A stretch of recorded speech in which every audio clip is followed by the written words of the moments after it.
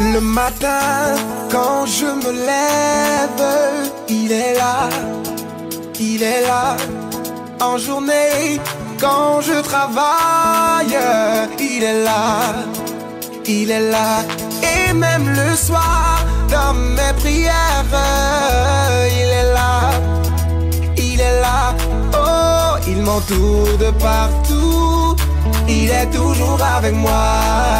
Madame, Monsieur, bonjour et soyez les bienvenus sur cette émission, le verset du jour. Le verset du jour d'aujourd'hui se trouve dans Ésaïe 46, verset 10. Ésaïe 46, le verset 10. Et je lis la parole de Dieu. Rappelez-vous le passé, les événements d'autrefois. C'est moi qui suis Dieu et il n'y en a pas d'autre. Il n'y a pas de Dieu comme moi. Je répète, rappelez-vous le passé, les événements d'autrefois. C'est moi qui suis Dieu et il n'y en a pas d'autre. Gloire à Dieu.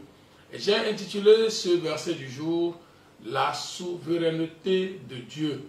La souveraineté de Dieu. Il y a des événements au-dessus du contrôle des hommes qui leur font arracher des questions sans solution, sans réponse, des frayeurs et qui tentent de ravir leur joie et même voir leur confiance qu'ils ont en Dieu.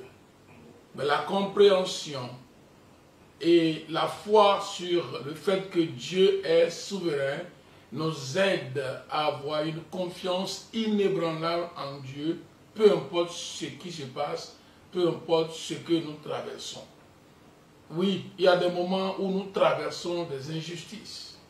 Et vous avez des questions, mais pourquoi Dieu va permettre telle chose?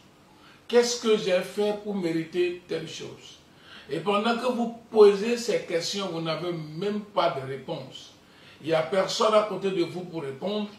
La Bible ne répond pas de vos questions.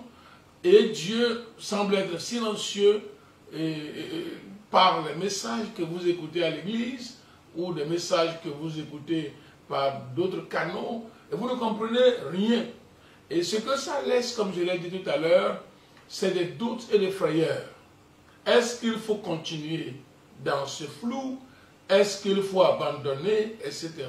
Mais je vais vous montrer le secret qui vous permettra de continuer à avoir confiance en Dieu, malgré que vous ne comprenez pas les choses qui se passent dans votre vie. Et ce secret, je l'ai appelé la souveraineté de Dieu. La souveraineté de Dieu, c'est d'ailleurs une doctrine à interprétation diverse que vous pouvez développer dans des grands volumes de livres sans finir d'en parler. Et c'est vraiment, il y a beaucoup de choses à dire sur cette doctrine, sur ce mot, la souveraineté de Dieu. Et pourtant, Dieu ne serait pas Dieu s'il n'est pas souverain. Il ne serait pas digne d'être confiance s'il n'est pas souverain. Et le mot souverain veut dire quoi? Suprême. Celui qui est suprême, c'est lui qu'on appelle souverain. Celui qui est sans limite, ça veut dire quoi? Dieu est suprême, c'est-à-dire nul n'est au-dessus de lui, comme le verset le dit, je suis Dieu et il n'y a pas de Dieu comme moi. Vous voyez, souveraineté veut dire sans limite. Souveraineté veut dire totalement indépendant de l'influence d'autres, qui n'est pas influencé de qui que ce soit. Donc personne, libre de toute influence d'ailleurs, personne ne peut égaler Dieu en matière de limite, personne ne peut influencer Dieu, peu importe ses agitations, ses problèmes ou ses demandes, ses choix. Personne n'est au-dessus, personne n'est comme lui et ni au-dessus de lui. C'est lui qu'on appelle souverain. Alors, s'il est souverain, ça veut dire quoi? Il est au contrôle de tout. Il est au contrôle des gouvernements, peu importe des gouvernements pro-Dieu ou contre Dieu. Il est au contrôle d'eux, il est au contrôle des rois, il est au-dessus des rois. D'ailleurs, la Bible nous dit que c'est lui qui les établit. Il est au contrôle des individus, de la vie des individus et de leur destinée. Avant votre naissance, Dieu est au contrôle et il est l'auteur d'ailleurs de votre naissance. Et quand vous êtes né, il est là, il vous guide d'une manière ou d'une autre par voie providentielle, que vous le sachiez ou non. La destinée, votre finalité, c'est lui qui contrôle ça, c'est lui qui prédit ça et qui ordonne ça, c'est lui qui planifie ça. Donc tout est dans sa main, c'est ce que ça veut dire.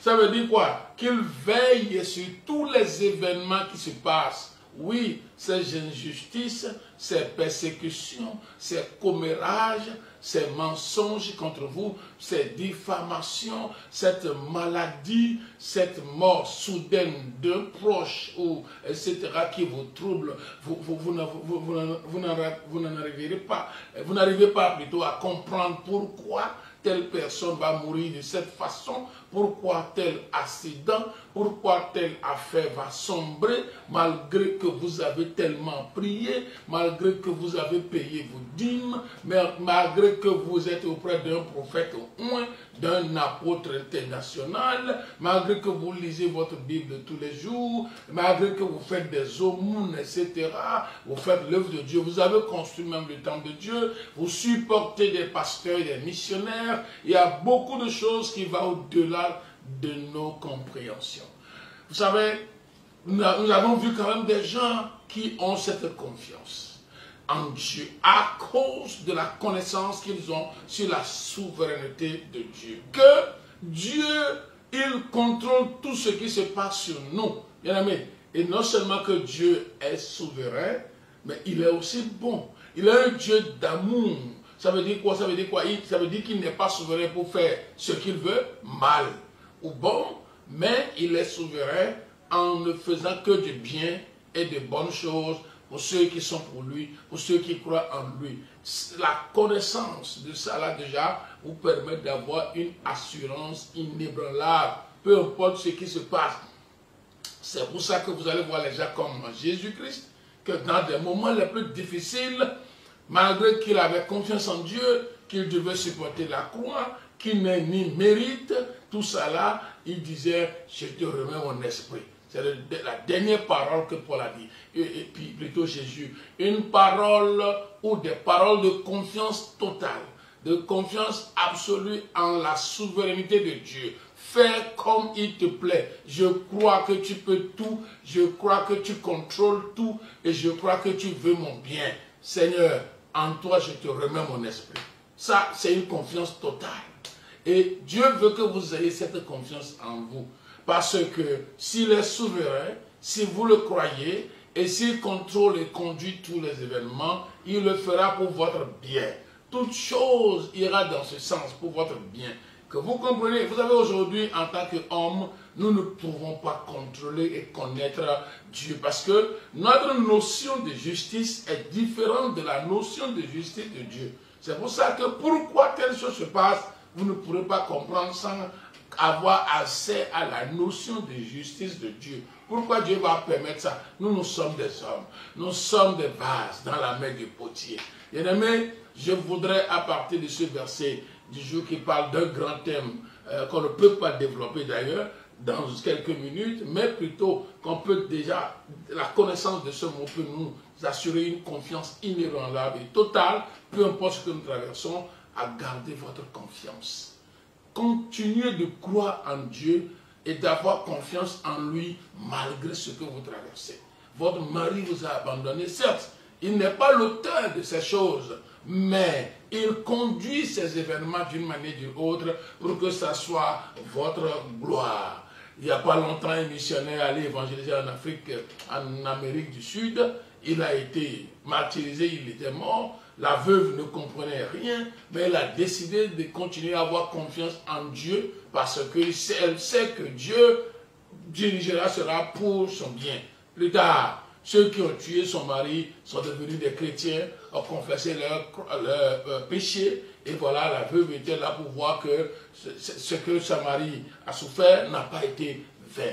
Ça ne veut pas dire que celui-là devait mourir avant que les autres ne se convertissent, mais Dieu a utilisé ça pour sa gloire. Ce qui se passe sur vous, Dieu va l'utiliser pour sa gloire. Je vous assure, continuez à croire. Même si vous ne trouvez pas de réponse à vos questions, continuez de croire, continuez à avoir confiance en Dieu. N'abandonnez pas, ne sombrez pas dans le doute et surtout n'allez pas de l'autre côté vers le diable. Ce serait pire. Dieu veut vous encourager à travers ce verset du jour, la souveraineté de Dieu qui nous demande une confiance totale. Les gens se moquent de vous, ils vous critiquent. Dieu va utiliser ça pour former votre image. Continuez d'avoir confiance. Seigneur, je prie et je demande que la grâce de Dieu qui multiplie notre confiance en toi soit relâchée sur mes téléspectateurs ce jour dans le nom de Jésus de Nazareth. Que Dieu vous bénisse et c'était le verset du jour.